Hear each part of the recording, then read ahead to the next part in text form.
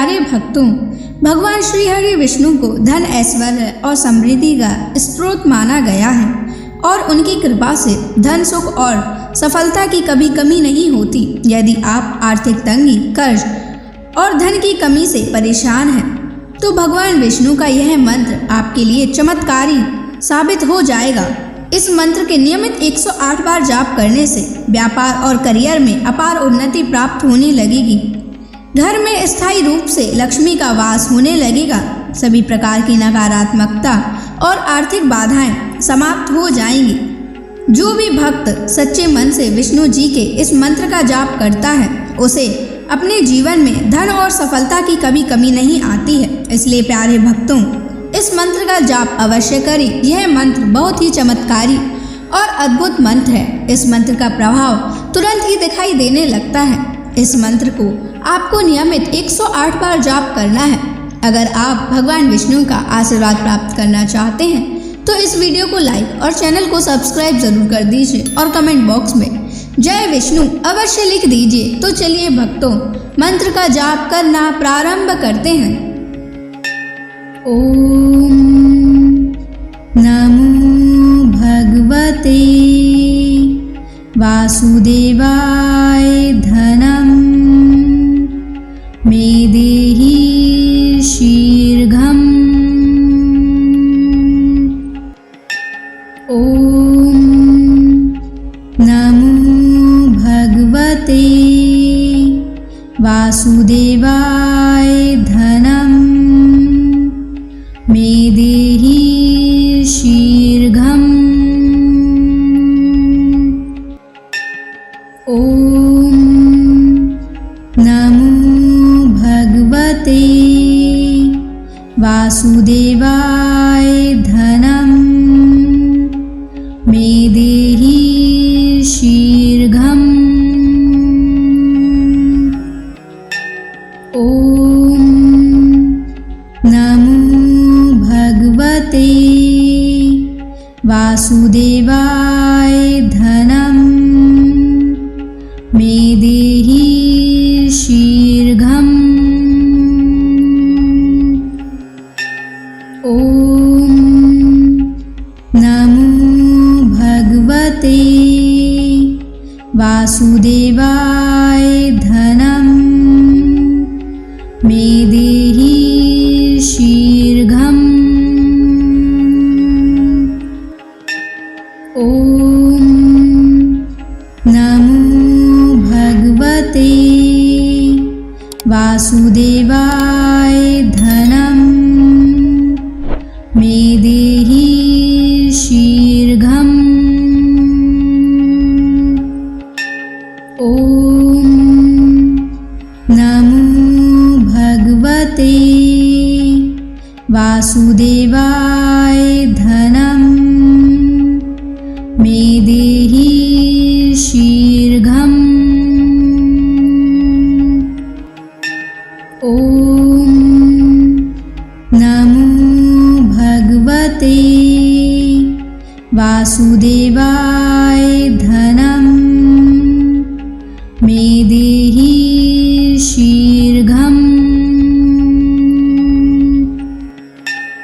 ओम नमो भगवते वासुदेवाय धनम मे देहि शीघ्रम्। ओम नमो भगवते वासुदेवाय धनम मे देहि शीघ्रम्। ओम नमो भगवते वासुदेवाय धनम मे देहि शीघ्रम्। ओम नमो भगवते वासुदेवाय धनम मे देहि शीघ्रम्।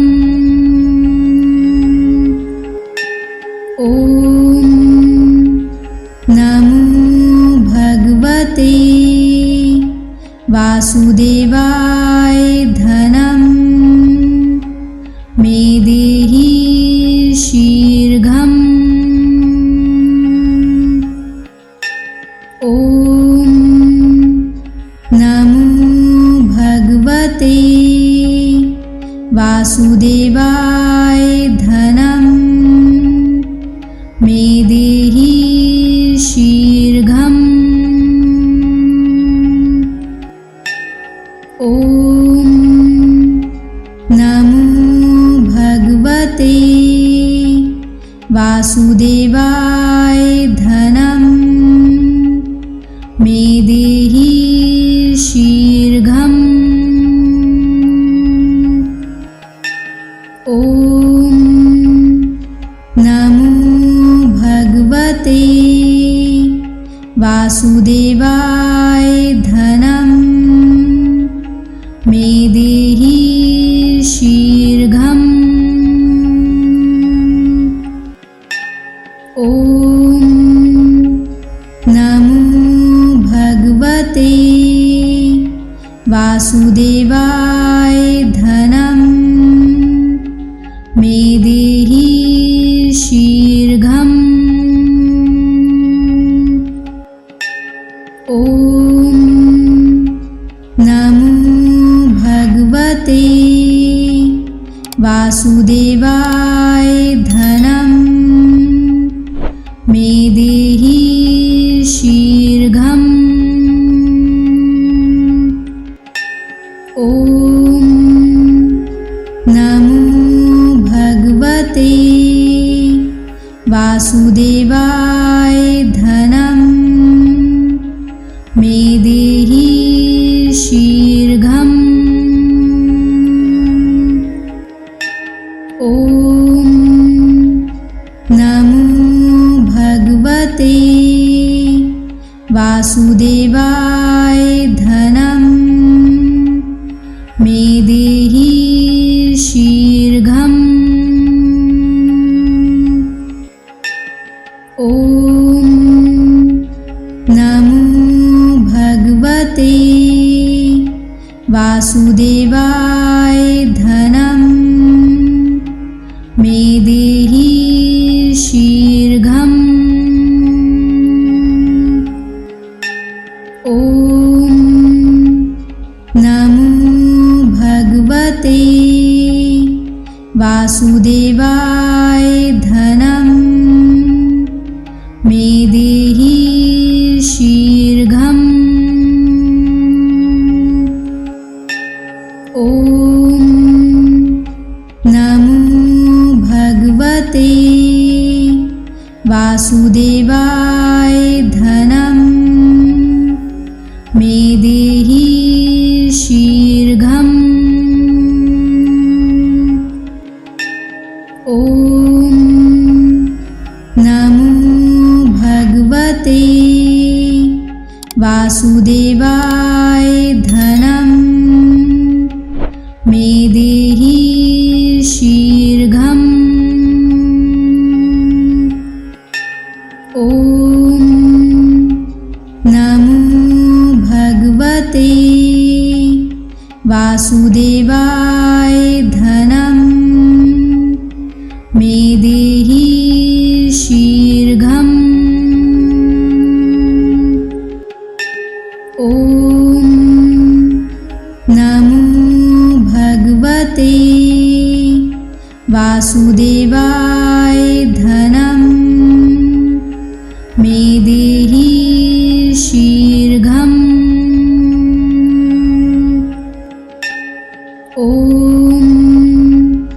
नमो भगवते वासुदेवाय धनं मे देहि शीघ्रम्। ॐ नमो भगवते वासुदेवाय धनं मे देहि शीघ्रम्। ॐ नमो भगवते वासुदेवाय धनं मे देहि शीघ्रम्। ॐ नमो भगवते वासुदेवाय धनं मे देहि शीघ्रम्। ॐ नमो भगवते वासुदेवाय धनं मे देहि शीघ्रम्। ॐ नमो भगवते वासुदेवाय धनं मे देहि शीघ्रम्। ॐ नमो भगवते वासुदेवाय धनं मे देहि शीघ्रम्। ॐ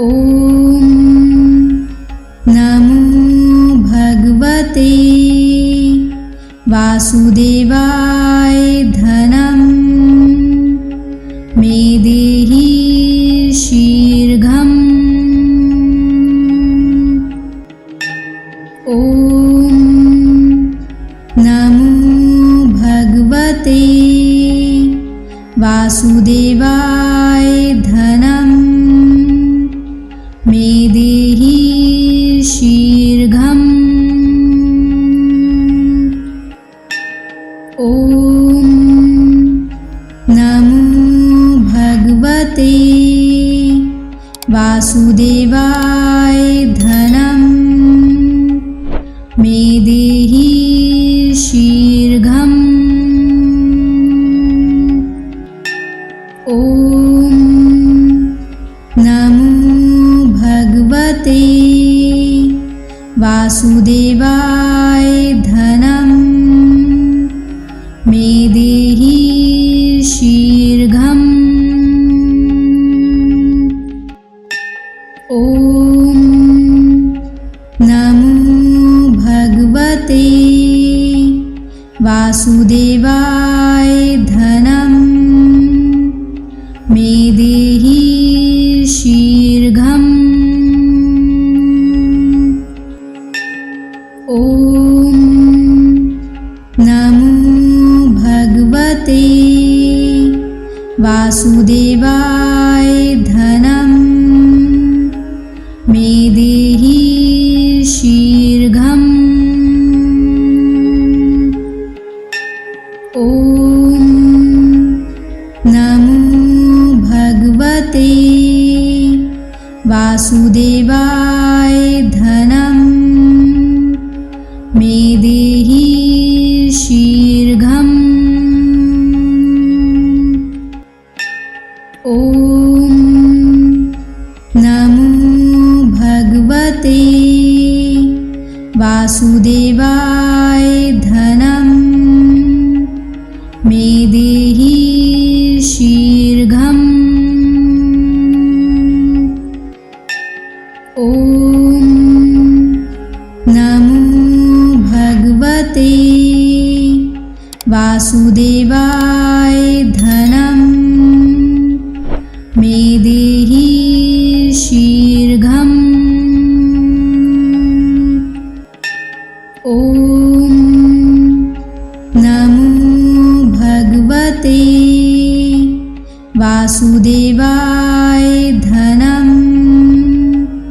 मे देहि शीघ्रम्। ॐ नमो भगवते वासुदेवाय धनं मे देहि शीघ्रम्। ॐ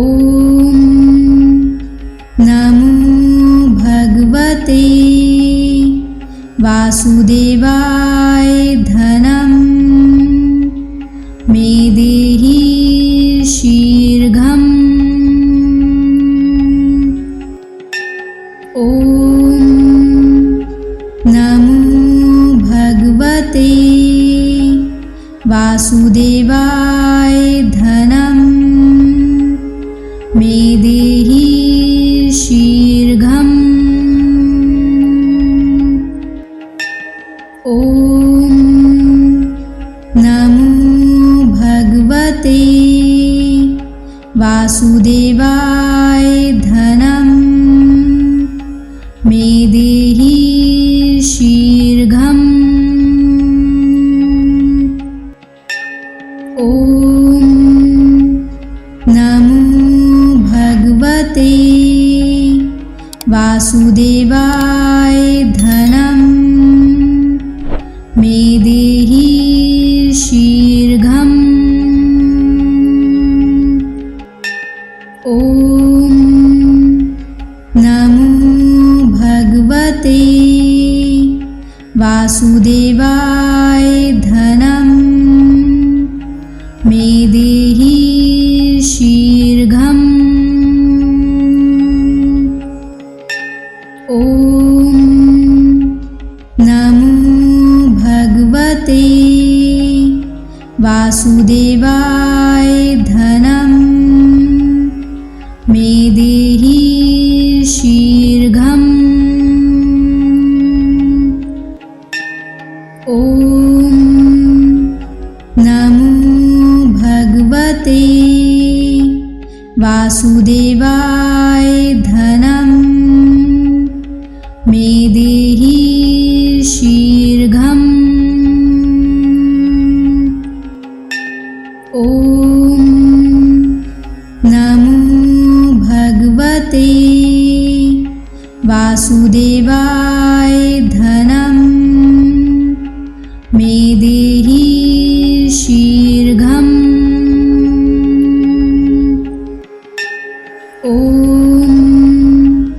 नमो भगवते वासुदेवाय धनं मे देहि शीघ्रम्। ॐ नमो भगवते वासुदेवाय धनं मे देहि शीघ्रम्। ॐ नमो भगवते वासुदेवाय धनं मे देहि शीघ्रम्। ॐ नमो भगवते वासुदेवाय धनं मे देहि शीघ्रम्। ॐ नमो भगवते वासुदेवाय धनं मे देहि शीघ्रम्। ॐ नमो भगवते वासुदेवाय धनं मे देहि शीघ्रम्। ॐ नमो भगवते वासुदेवाय धनं मे देहि शीघ्रम्। ॐ नमो भगवते वासुदेवाय धनं मे देहि शीघ्रम्। ॐ नमो भगवते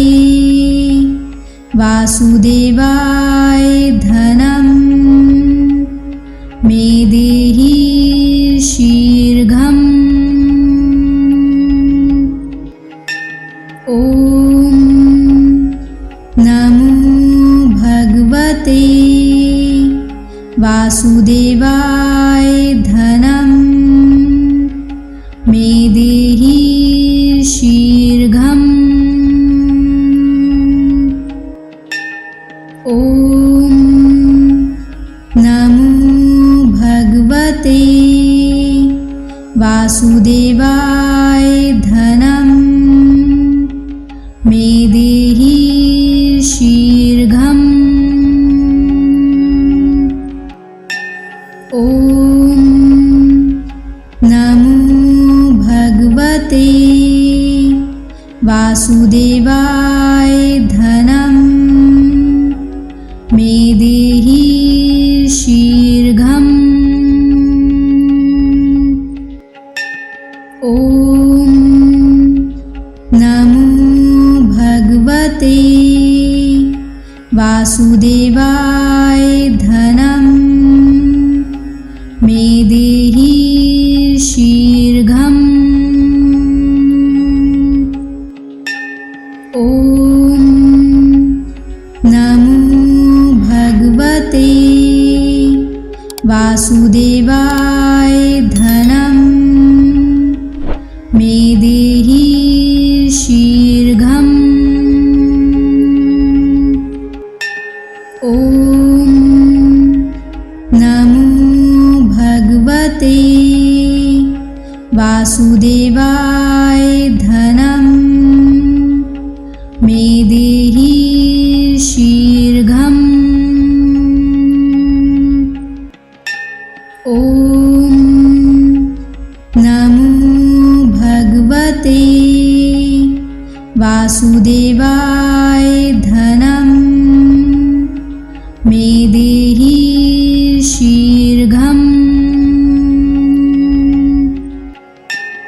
ॐ नमो भगवते वासुदेवाय धनं मे देहि शीघ्रम्। ॐ नमो भगवते वासुदेवाय धनं मे देहि शीघ्रम्। ॐ नमो भगवते वासुदेवाय धनं मे देहि शीघ्रम्। ॐ नमो भगवते वासुदेवाय धनं मे देहि शीघ्रम्। ॐ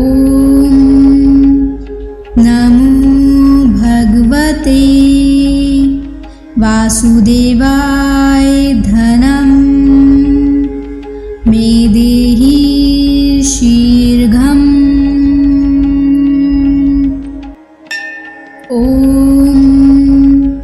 नमो भगवते वासुदेवाय धनं मे देहि शीघ्रम्।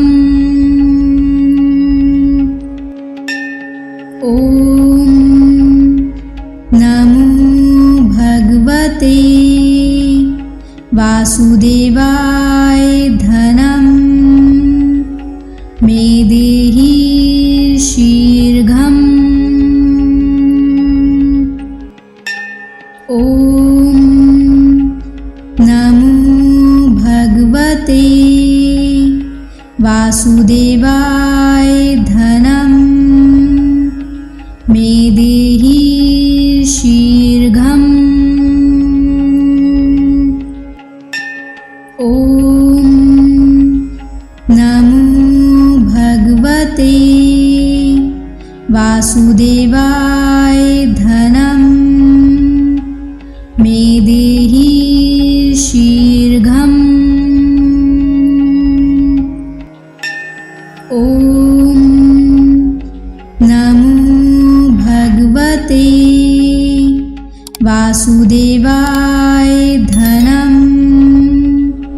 मे देहि शीघ्रम्। ॐ नमो भगवते वासुदेवाय धनं मे देहि शीघ्रम्। ॐ नमो भगवते वासुदेवाय धनं मे देहि शीघ्रम्। ॐ नमो भगवते वासुदेवाय धनं मे देहि शीघ्रम्। ॐ नमो भगवते वासुदेवाय धनं मे देहि शीघ्रम्। ॐ नमो भगवते वासुदेवाय धनं मे देहि शीघ्रम्। ॐ नमो भगवते वासुदेवाय धनं मे देहि शीघ्रम्। ॐ नमो भगवते वासुदेवाय धनं मे देहि शीघ्रम्। ॐ नमो भगवते वासुदेवाय धनं मे देहि शीघ्रम्। ॐ नमो भगवते वासुदेवाय धनं मे देहि शीघ्रम्। ॐ नमो भगवते वासुदेवाय धनं मे देहि शीघ्रम्। ॐ नमो भगवते वासुदेवाय धनं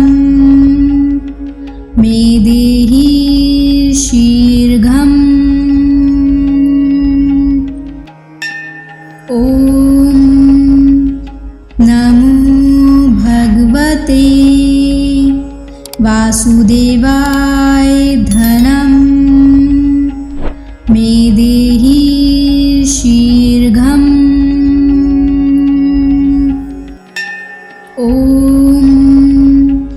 नमो भगवते वासुदेवाय धनं मे देहि शीघ्रम्। ॐ नमो भगवते वासुदेवाय धनं मे देहि शीघ्रम्। ॐ नमो भगवते वासुदेवाय धनं मे देहि शीघ्रम्। ॐ नमो भगवते वासुदेवाय धनं मे देहि शीघ्रम्। ॐ नमो भगवते वासुदेवाय धनं मे देहि शीघ्रम्। ॐ नमो भगवते वासुदेवाय धनं मे देहि शीघ्रम्। ॐ नमो भगवते वासुदेवाय धनं मे देहि शीघ्रम्। ॐ नमो भगवते वासुदेवाय धनं मे देहि शीघ्रम्। ॐ नमो भगवते वासुदेवाय धनं मे देहि शीघ्रम्। ॐ नमो भगवते वासुदेवाय धनं मे देहि शीघ्रम्। ॐ नमो भगवते वासुदेवाय धनं मे देहि शीघ्रम्। ॐ नमो भगवते वासुदेवाय धनं मे देहि शीघ्रम्। ॐ नमो भगवते वासुदेवाय धनं मे देहि शीघ्रम्। ॐ नमो भगवते वासुदेवाय धनं मे देहि शीघ्रम्। ॐ नमो भगवते वासुदेवाय धनं मे देहि शीघ्रम्। ॐ नमो भगवते वासुदेवाय धनं मे देहि शीघ्रम्। ॐ नमो भगवते वासुदेवाय धनं मे देहि शीघ्रम्। ॐ नमो भगवते वासुदेवाय धनं मे देहि शीघ्रम्। ॐ नमो भगवते वासुदेवाय धनं मे देहि शीघ्रम्। ॐ नमो भगवते वासुदेवाय धनं मे देहि शीघ्रम्। ॐ नमो भगवते वासुदेवाय धनं मे देहि शीघ्रम्। ॐ नमो भगवते वासुदेवाय धनं मे देहि शीघ्रम्। ॐ नमो भगवते वासुदेवाय धनं मे देहि शीघ्रम्। ॐ नमो भगवते वासुदेवाय धनं मे देहि शीघ्रम्। ॐ नमो भगवते वासुदेवाय धनं मे देहि शीघ्रम्। ॐ नमो भगवते वासुदेवाय धनं मे देहि शीघ्रम्। ॐ नमो भगवते वासुदेवाय धनं मे देहि शीघ्रम्। ॐ नमो भगवते वासुदेवाय धनं मे देहि शीघ्रम्। ॐ नमो भगवते वासुदेवाय धनं मे देहि शीघ्रम्। ॐ नमो भगवते वासुदेवाय धनं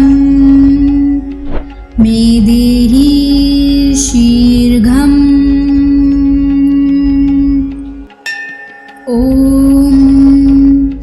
नमो भगवते वासुदेवाय धनं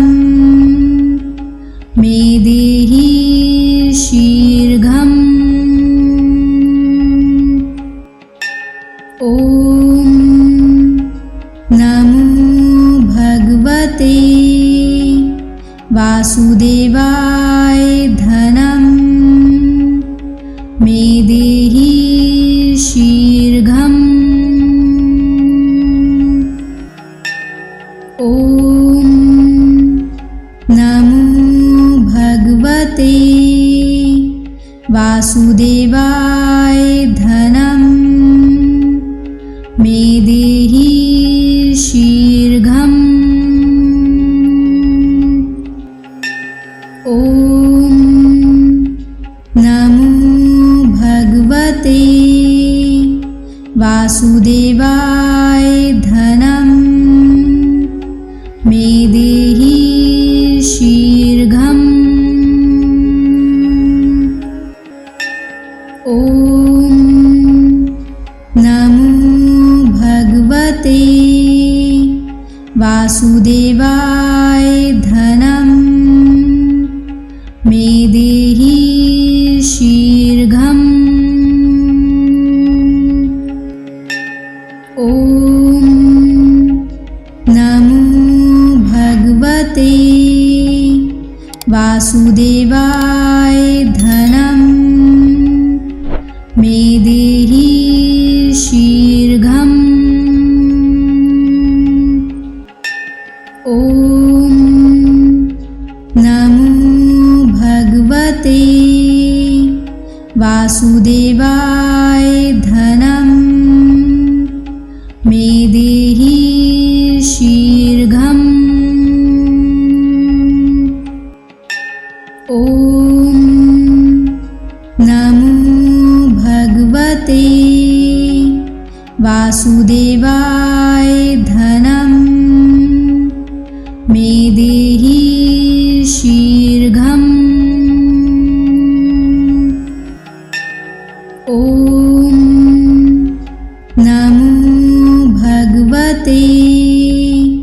वासुदेवाय धनं मे देहि शीघ्रम्। ॐ नमो भगवते वासुदेवाय धनं मे देहि शीघ्रम्। ॐ नमो भगवते वासुदेवाय धनं मे देहि शीघ्रम्। ॐ नमो भगवते वासुदेवाय धनं मे देहि शीघ्रम्। ॐ नमो भगवते वासुदेवाय धनं मे देहि शीघ्रम्। ॐ नमो भगवते वासुदेवाय धनं मे देहि शीघ्रम्। ॐ नमो भगवते वासुदेवाय धनं मे देहि शीघ्रम्। ॐ नमो भगवते वासुदेवाय धनं मे देहि शीघ्रम्। ॐ नमो भगवते वासुदेवाय धनं मे देहि शीघ्रम्। ॐ नमो भगवते वासुदेवाय धनं मे देहि शीघ्रम्। ॐ नमो भगवते वासुदेवाय धनं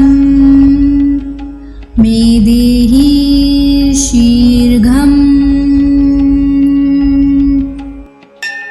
ॐ नमो भगवते वासुदेवाय धनं मे देहि शीघ्रम्। ॐ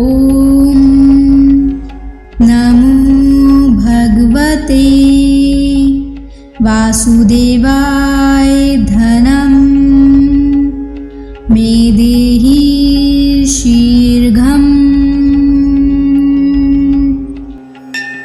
ॐ नमो भगवते वासुदेवाय धनं मे देहि शीघ्रम्। ॐ नमो भगवते वासुदेवाय धनं मे देहि शीघ्रम्। ॐ नमो भगवते वासुदेवाय धनं मे देहि शीघ्रम्। ॐ नमो भगवते वासुदेवाय धनं मे देहि शीघ्रम्। ॐ नमो भगवते वासुदेवाय धनं मे देहि शीघ्रम्। ॐ नमो भगवते वासुदेवाय धनं मे देहि शीघ्रम्। ॐ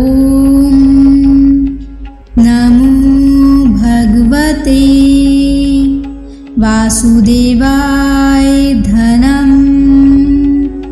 मे देहि शीघ्रम्।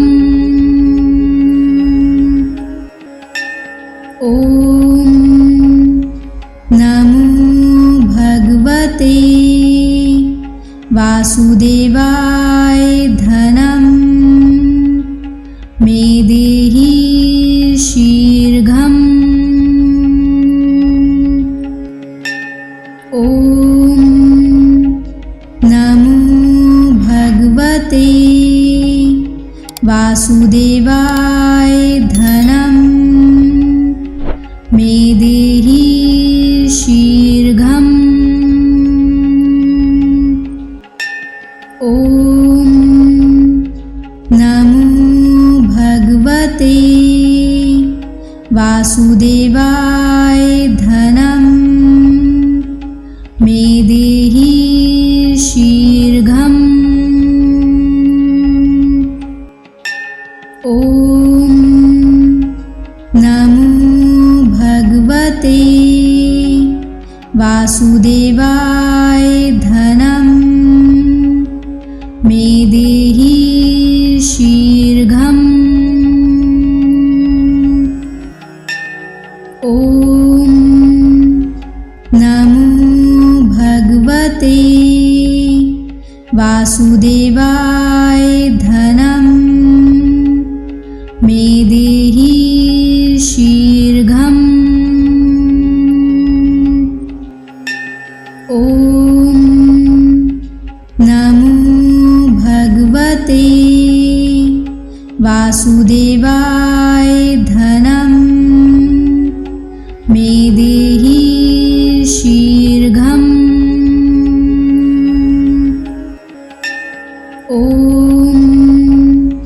नमो भगवते वासुदेवाय धनं मे देहि शीघ्रम्। ॐ नमो भगवते वासुदेवाय धनं मे देहि शीघ्रम्। ॐ नमो भगवते वासुदेवाय धनं मे देहि शीघ्रम्। ॐ नमो भगवते वासुदेवाय धनं मे देहि शीघ्रम्। ॐ नमो भगवते वासुदेवाय धनं मे देहि शीघ्रम्। ॐ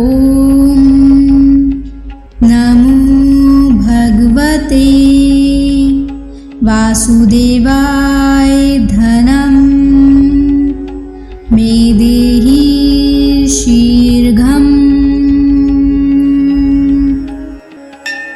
ॐ नमो भगवते वासुदेवाय धनं मे देहि शीघ्रम्। ॐ नमो भगवते वासुदेवाय धनं मे देहि शीघ्रम्। ॐ नमो भगवते वासुदेवाय धनं मे देहि शीघ्रम्। ॐ नमो भगवते वासुदेवाय धनं मे देहि शीघ्रम्। ॐ